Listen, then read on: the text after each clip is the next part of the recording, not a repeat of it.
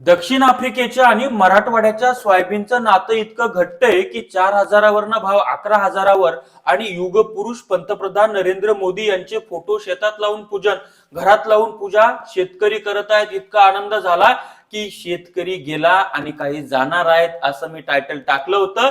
ते उपरोधिकपणे होतं, कारण या देशामध्ये जीएम वाणाला बंदी आहे, बीटी वाणाला बंदी आहे. ती लावली तर शेतकऱ्यावर कारवाई केल्या जाते आणि शेतकऱ्यांनी गांजा जर लावला तर ड्रोननं त्याला पकडून हिसकू हिसकू मारल्या जातं, 2-2 वर्ष जलामध्ये सडवल्या जातं.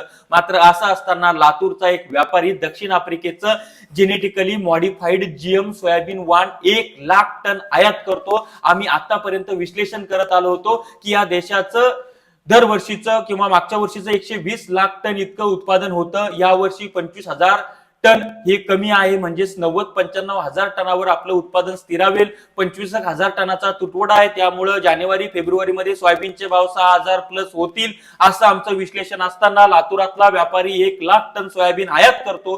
त्याच्यामुळं आता शेतकऱ्यावर मरायची वेळ आलेली आहे. सरकारचं धोरण हे शेतकऱ्याचं मरण आहे आणि नरेंद्र मोदी साहेब हाच आहे का तुमचा आत्मनिर्भर भारत?